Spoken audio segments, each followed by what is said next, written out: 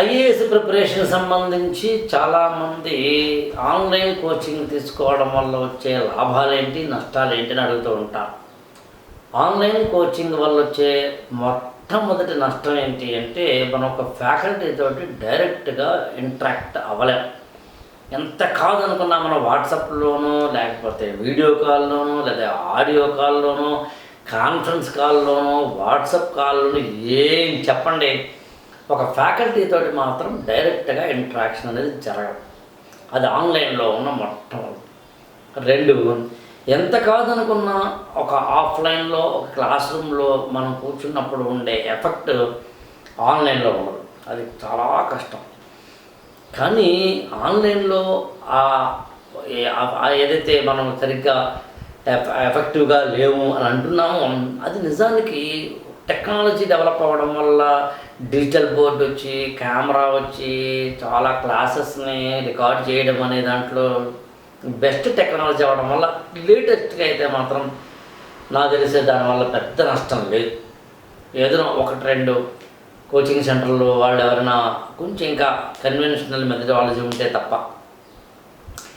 Online వల్ల ఉండే ఇంకొక నష్టం ఏంటంటే మనకి ఎక్కడో తెలియని బద్ధకం వస్తుంది. ఎందుకంటే ఓ సెల్ ఫోన్లో యాప్లో వాళ్ళు ఇచ్చేస్తారు, వాటిని మనం తీసుకుంటూ ఉంటాం.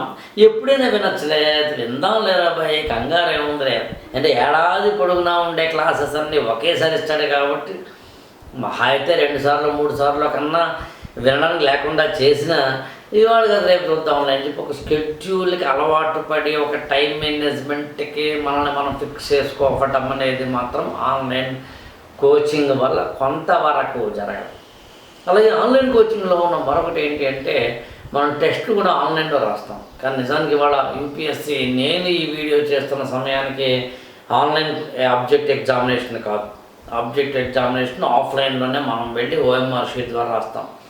అందుకని ఆన్లైన్లోనే టెస్టులు రాయడం అనేది అలవాటు చేసుకుంటే కనుక ఫ్యూచర్లో ఆఫ్లైన్లో ప్రిలిమినరీ ఎగ్జామినేషన్ హాల్లో కూర్చొని రాయడం కొంచెం కష్టం అవ్వచ్చు. ఆన్లైన్లో ఇన్ని నష్టాలు ఉన్నా నాకు తెలిసి లాభాలు ఎక్కువ ఉన్నాయి.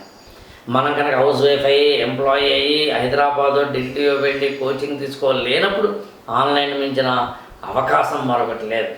మనం ఎక్కువ ఖర్చు పెట్టాల్సిన సందర్భము అవసరం లేదనో లేదా డబ్బులు లేకనో తక్కువ ఖర్చులో అవ్వాలి అంటే ఆఫ్లైన్ కన్నా ఆన్లైన్లోనే లాభం.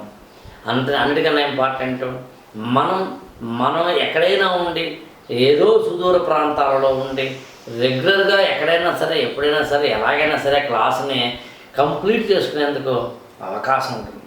అలాగే మిస్ అయిన క్లాస్ని మళ్ళీ వినేందుకు అవకాశం ఆన్లైన్లో ఉంటుంది. ఎందుకని ఆఫ్లైన్లో ఇవాళ క్లాస్ విన్నావు మరునాడు వెళితే నిన్నటి క్లాస్ మిస్ అయినట్టే కదా.